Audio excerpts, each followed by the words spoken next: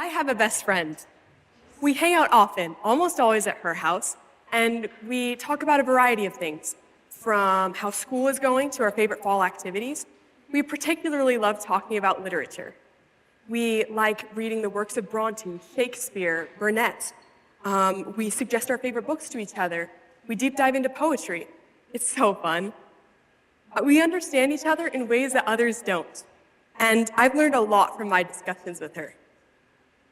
There is one difference between us that you should know. While I'm a senior in high school, she's a senior citizen. She is several generations older than I am. No, she's not my grandma or my relative, and I'm not seeing her for community service requirements. We're just best friends. Intergenerational relationships, like the one I have with my friend, have been the fabric of humankind as long as we have existed.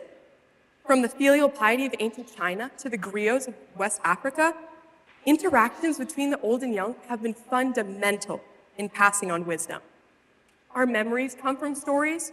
When we learn right and wrong, it comes from stories. And our stories come from our elders. Think about your grandparents or a person from another generation in your life. I know those people have given me knowledge. One person that comes to mind is my maternal grandpa, who we call Bhakti. He loves family history. He's taught me about my Danish ancestors who bravely journeyed across the Atlantic Ocean in search of a new home. He's taught me about the pioneers who didn't give up crossing the plains with covered wagons and handcarts.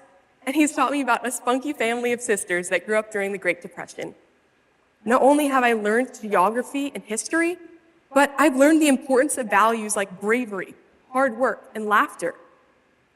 He also gave me these epic shoes, which he insisted were called Chuck Taylor's, not Converse. And when he gave me these shoes, he told me the story when he wore these same shoes in high school. Every time I interact with him, he gives me all kinds of new knowledge.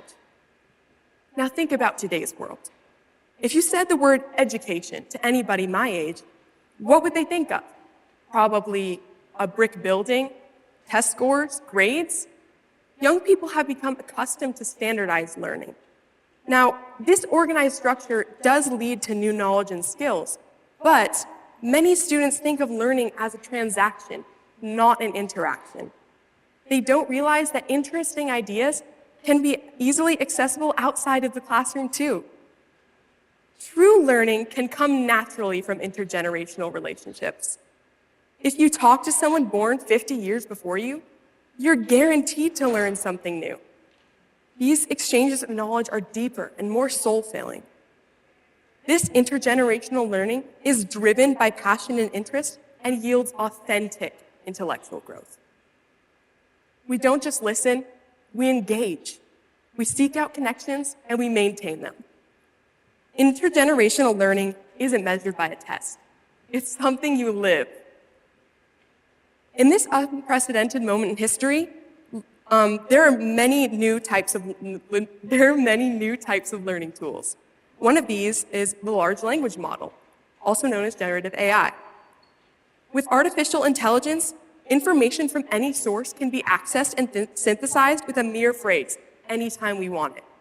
AI can define a term for you, explain your math homework, write an email, write an essay, or create a 20-page analysis of multiple articles on biological phenomena without you having to read a single one.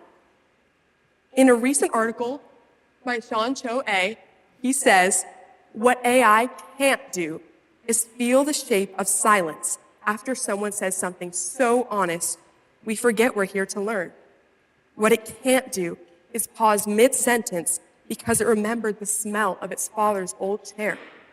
What it can't do is sit in a room full of people who are trying and failing to make sense of something that maybe can't be made sense of. That's the job of teaching." Artificial intelligence is a machine learning tool that attempts to replicate human learning. It can't accomplish what human connections can. It gives us access to unlimited information, and yet if we rely on it too much, it limits the time we spend with our elders. We should not be deceived into thinking that this new technology provides all the information we'll ever need. Before turning to artificial intelligence as the solution to all your educational problems, please realize that there is authentic intelligence waiting to be shared by people you haven't met. When I think of spending time with my friend that I talked about earlier, it isn't taking notes or copying and pasting what she said. It's engaging with her in conversations. More so than the answers, it's the questions we ask. It's creating a connection, a real friendship that changes us for the better. I am so grateful for her. I have some invitations for you to access deeper wisdom and deeper connections with the people around you.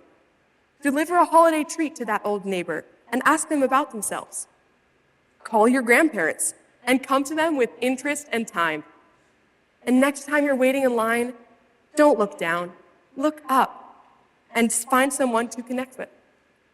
Because people of every generation are all around you, knowledge is all around you. Wisdom begins with one connection. Thank you.